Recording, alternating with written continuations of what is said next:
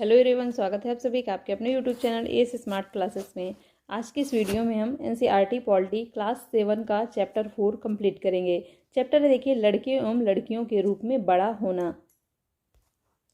इससे पहले देखिए हम एनसीईआरटी की ज्योग्राफी कंप्लीट कर चुके हैं। जिसने ना देखा हो वीडियो के डिस्क्रिप्शन बॉक्स में लिंक पड़ा हुआ है, वहाँ से आप लोग प्लेलिस्ट से सारे वीडियो देख सकते हैं। हिस्ट्री की रोज़ क्लास आपकी 10 बजे होती है। पॉलिटी की क्लास होती है आपकी 12 बजे। चैनल पर पहली बार आए हो तो वीडियो को लाइक करके चैनल को सब्सक्राइब कर लीजिए, साथ ही बेल आइकन को भी प्रेस कर लीजिए ताकि ऐसे ही वीडियो आपको आगे भी मिलते रहें। आज का देखिए अध्याय 4 है लड़के एवं लड़कियों के रूप में बड़ा होना। तो देखिए ये जो आपकी पॉलिटी की बुक है इसमें इकाई के रूप में दिया हुआ है, इकाई 1, इकाई 2। तो ये इकाई 3 है। इकाई 3 है ही लिंग बोध जेंडर, मतलब लिंग से संबंधित इसमें चीज़ें आप पढ़ेंगे। जैसे यहाँ पर लड़के एवं लड़कियों के रूप में बड़ा होना। यहाँ पर देखिए जितने भी इंपॉर्टेंट पॉइंट्स हैं मैंने उनको हाईलाइट कर रखा है। इसका पीडीएफ भी मैं अपने व्हाट्सएप टेलीग्राम ग्रुप में शेयर कर दूंगी, वहाँ से आप लोग इसको डाउनलोड कर सकते हैं।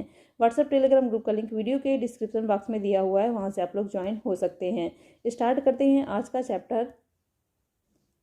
देखिए अगर लड़के या लड़की होने की बात की जाए तो ये लड़के या लड़की की एक महत्वपूर्ण पहचान होती है। कोई भी लड़का हो सकता है, कोई भी लड़की। तो ये देखिए अलग अलग इनकी पहचान होती है, उनकी होती है। जिस समाज के बीच में हम बड़े होते हैं वो हमें सिखाता है कि लड़कों का क्या व्यवहार होना चाहिए, लड़कियों का होना चाहिए, क्या इस समाज में किसका क्या व्यवहार मान्य है। परंतु क्या सभी समाज में लड़कियों एवं लड़कियों के प्रति नज़रिया एक जैसा है? इस पाठ में हम इस प्रश्न का उत्तर जानने की कोशिश करेंगे, क्योंकि देखिए समाज अलग अलग होते हैं। लड़के एवं लड़कियां एक समान मानना चाहिए, लेकिन हर समाज में ऐसा नहीं है। इसी का उत्तर यहाँ पर खोजने की कोशिश करना है कि क्या हर समाज में लड़कियों एवं लड़कियों को समान माना जाता है।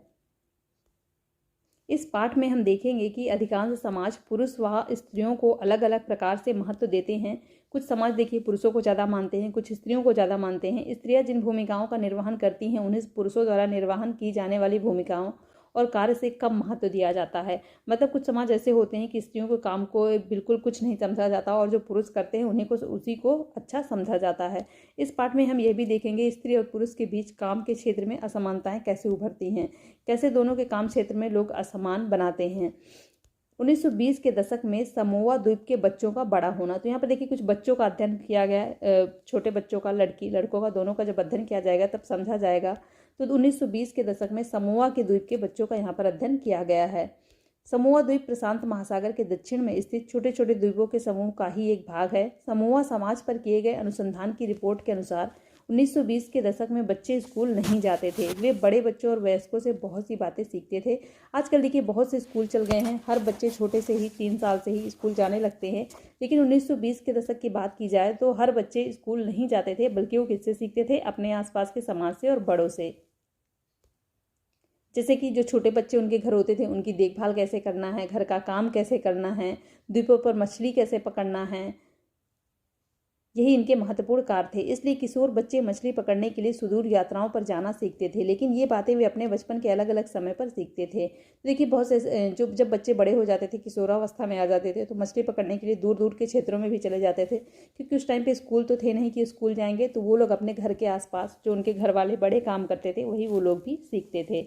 यहाँ पर याद रखिएगा कि समोआ द्वीप है कहाँ पर? तो प्रशांत महासागर के दक्षिण में स्थित छोटे छोटे द्वीपों का एक समूह है जिसको क्या कहते हैं? समोआ द्वीप।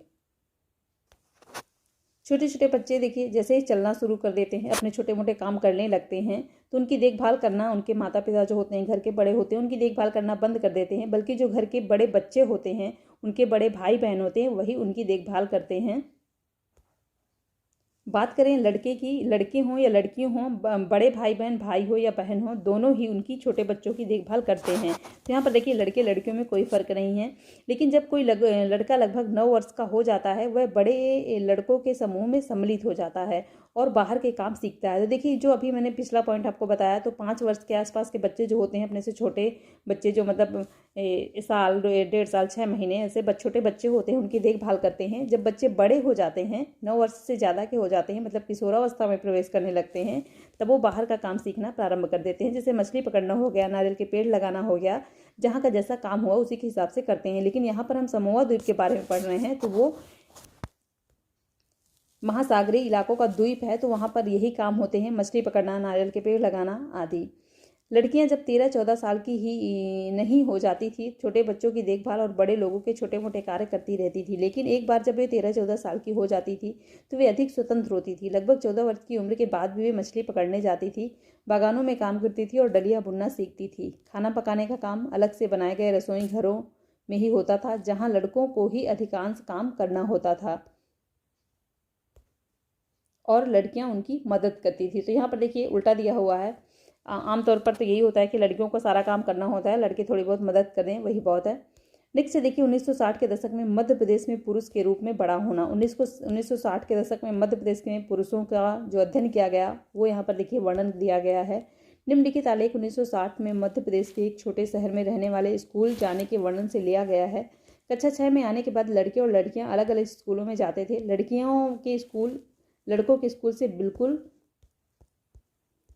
अलग ढंग से बनाए जाते थे। उनके स्कूल के बीच एक आंगन होता था, जहां वे बाहरी दुनिया से बिल्कुल अलग रहकर स्कूल की सुरक्षा में खेलती थी। लड़कों के स्कूल में ऐसा कोई आंगन नहीं होता था, बल्कि उनके खेलने का मैदान एक बड़ा सा खुला स्थान होता था जो स्कूल में लगा हुआ था। हर शाम स्कूल के बाद लड़के सैकड़ों लड़कियों की भीड़ को सकरी गलियों से जाते हुए देखते थे। सड़कों पर जाती हुई ये लड़कियां बड़ी गंभीर दिखती थी।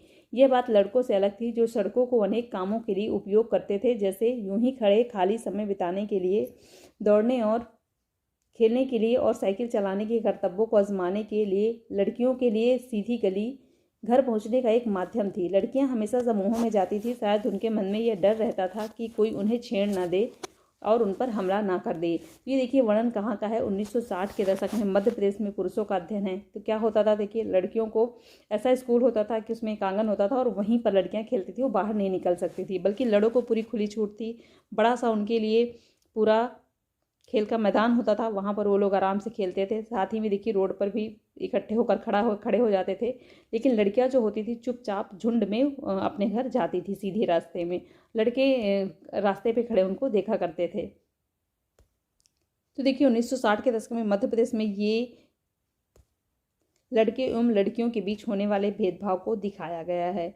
हम ये भी अनुभव करते हैं कि समाज लड़के और लड़कियों में स्पष्ट अंतर करता है। यह बहुत कम आयु से ही शुरू हो जाता है। उदाहरण के लिए उन्हें खेलने के लिए विभिन्न खिलौने दिए जाते हैं। लड़कों को प्रायः खेलने के लिए कारें दी जाती हैं और लड़कियों को गुड़िया दी जाती हैं।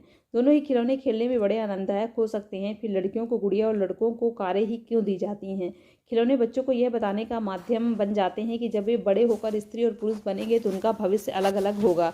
अगर हम विचार करें तो यह प्रायः यह अंतर प्रतिदिन की छोटी छोटी बातों में बनाकर रखा जाता है। लड़कियों को कैसे कपड़े पहनने चाहिए, लड़के पार्क में कौन कौन से खेल खेलें, लड़कियों को धीमी आवाज़ में बात करनी चाहिए और लड़कों को रौब से, ये सब बात बच्चों को यह बताने के तरीके हैं कि जब वे बड़े होकर स्त्री और पुरुष बनेंगे तो उनकी विशिष्ट भूमिकाएं होंगी। बाद के जीवन में इसका प्रभाव हमारे अध्ययन के विषयों पर या व्यवसाय को चुनाव में भी पड़ेगा। तो देखिए छोटे से ही लड़के लड़कियों की शिक्षा दी जाने लगती है कि लड़कियां ज़्यादा बोलो ना, शांत रहो, ऐसे चलो, यहाँ नहीं खेलने जाना, बाहर नहीं जाना। ये सारी चीज़ें लड़कियों पर ही ये सारी पाबंदियाँ लगाई जाती हैं। उसी सारी चीज़ों का यहाँ पर वर्णन किया गया है। अब देखिए जैसे छोटे से बच्चे के दिमाग में डाला जाएगा कि नहीं तुम्हें ज़्यादा नहीं बोलना है, तो वैसे ही तो उसके दिमाग में बड़े होते में बनता चला जाएगा। तो वैसे ही देखिए उनको नीचे किया जाता रहा और लड़के जो हैं उनको रौब जमाना, खेलने के लिए कार देना। अब उनको कार मिली तो उनके दिमाग में तो कार रही, लेकिन लड़कियों को क्या मिला, सिंपल सी गुड़िया, तो उनके दिमाग में गुड़िया रही, वही घर गृहस्थी गुड़िया। वही सारी चीज़ें यहाँ पर बताई गई हैं कि जैसा छोटे से उनके दिमाग में डालो वैसा ही आगे वो उनका दिमाग विकसित होता है, वैसी ही उनकी भूमिकाएं होती हैं। अधिकांश समाजों में जिनमें हमारा समाज भी सम्मिलित है, पुरुषों और स्त्रियों की भूमिकाओं और उनके काम के महत्व को समान नहीं समझा जाता है। तो देखिए बहुत से ऐसे समाज हैं जहाँ बिल्कुल सही बात है कि पुरुषों और स्त्रियों को समान नहीं समझा जाता है।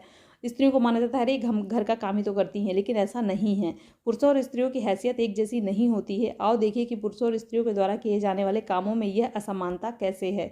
घरेलू काम का मूल्य, यहाँ पर देखिए कहानी दी हुई है। हरमीत नाम का एक व्यक्ति है जिसकी पत्नी है जसप्रीत।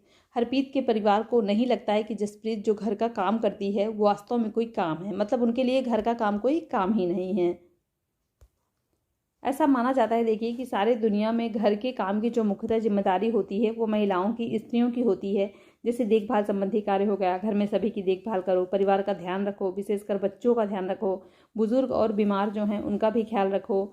जैसा कि हमने देखा घर के अंदर किए जाने वाले कार्यों को महत्वपूर्ण नहीं समझा जाता है, मान लिया जाता है कि वे स्त्रियों के स्वाभाविक कार्य हैं। मतलब ये जो सभी कार्य होते हैं स्त्रियों के, बच्चों की देखभाल, बुजुर्गों की सेवा, घर की देखभाल, घर की जिम्मेदारी, इनको कोई काम नहीं समझा जाता है, बल्कि इनको क्या मान लिया जाता है कि ये कार्य तो स्त्रियों के स्वाभाविक हैं, उनको करना ही है, ये कोई कार्य ही नहीं है, इसलिए उनके लिए पैसा देने की कोई ज़रूरत नहीं। समाज इन कार्यों को अधिक महत्व नहीं देता है। तो देखिए, स्त्रियां जो कार्य करती हैं, काम भले ही कितने क्यों न हो, लेकिन उनके काम को कोई महत्व नहीं दिया जाता। समाज उनको कोई भी महत्व नहीं देता है। घर पर कार्य करने वालों का जीवन। घर पर कार्य करने वाले लोगों की जीवन के बारे में बात करें तो देखिए, झाड़ू लगाना, सफाई करना, कपड़े और बर्तन धोना, खाना पकाना, छोटे बच्चों और बुजुर्गों की देखभाल करना, ये सभी घर पर कार्य करने वालों के जीवन ऐसा ही होता है। घर का काम करने वाली अधिकांश स्त्रियां होती हैं। कभी कभी इन कार्यों को करने के लिए छोटे लड़के या लड़कियों को काम पर रख लिया जाता है, जैसे नौकर रख लिए जाते हैं। घरेलू काम का अधिक महत्व नहीं है, इसलिए इन्हें मजदूरी भी कम दी जाती है। घरेलू काम करने वालों का दिन सुबह 5 बजे से शुरू होकर देर रात 12 बजे तक भी चलता है।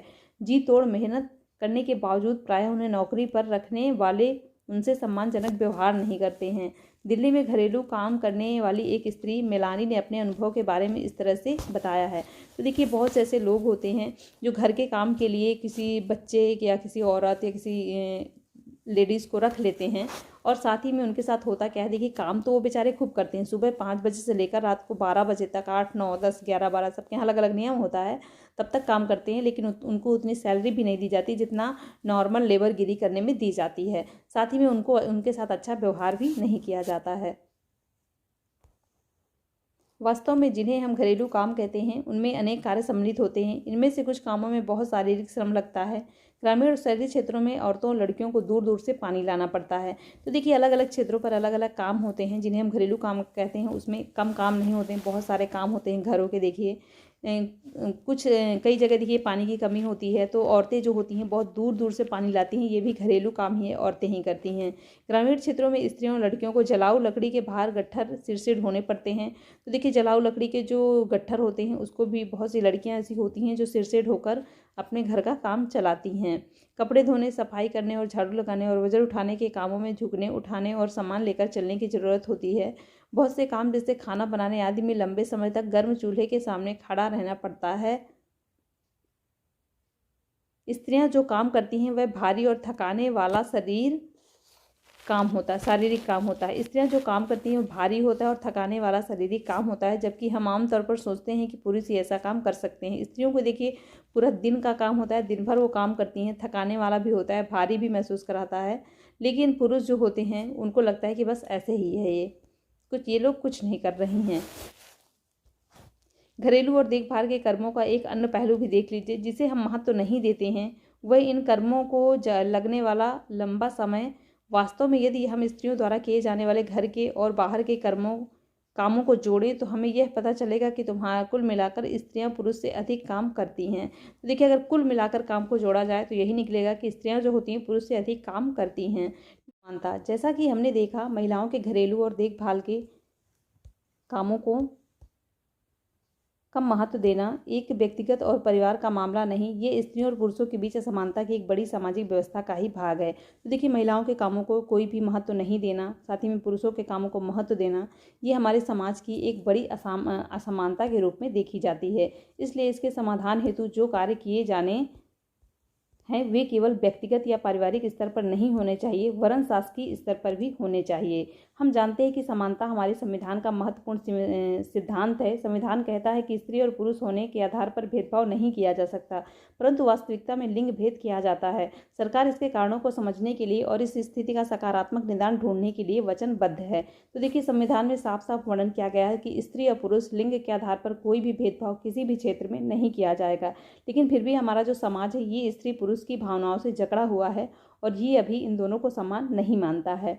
उदाहरण के लिए, सरकार जानती है कि बच्चों की देखभाल और घर के काम का बोझ महिलाओं और लड़कियों पर पड़ता है। स्वाभाविक रूप से इसका असर लड़कियों के स्कूल जाने पर भी पड़ता है। इससे ही निश्चित होता है कि क्या महिलाएं घर के बाहर काम कर सकेंगी, और यदि करेंगी तो किस प्रकार का काम कार्यक्षेत्र चुनेंगी। पूरे देश में कई गाँवों में शासन में आंगनवाड़ियाँ और बलवाड़ियाँ खोली हैं। शासन ने एक कानून बनाया है जिसके तहत यदि किसी संस्था में महिला कर्मचारी की संख्या 30 से अधिक है तो उसे वैधानिक रूप से बलवाड़ी कृषि की सुविधा देनी होगी। बलवाड़ी की व्यवस्था होने से बहुत सी महिलाओं को घर से बाहर जाकर काम करने में सुविधा होगी। इससे बहुत सी लड़कियों को स्कूल जाना भी संभव हो सकेगा। तो यहाँ से देखिए सरकार है जो कुछ कार्य कर रही है, लेकिन फिर भी अभी स्त्रियों और पुरुषों को बराबर समानता हमारे समाज ने नहीं दी है, बाकी संविधान ने तो दे रखी है। यहाँ से देखिए चैप्टर कंप्लीट होता है। बहुत सी स्त्रियाँ जैसे कहानी में सोनाली की माँ और हरियाणा व तमिलनाडु की महिलाएं जिनका सर्वेक्षण किया गया, घर के अंदर और बाहर दोनों जगह काम करती हैं, मतलब घर का भी काम करती हैं और बाहर भी काम करती हैं। ये प्रायः महिलाओं के काम के दोहरे बोझ के रूप में जाना जाता है। जो घर में भी काम करती हैं और बाहर भी काम करती हैं, वो क्या जाना जाता है? महिलाओं के दोहरे बोझ के रूप में।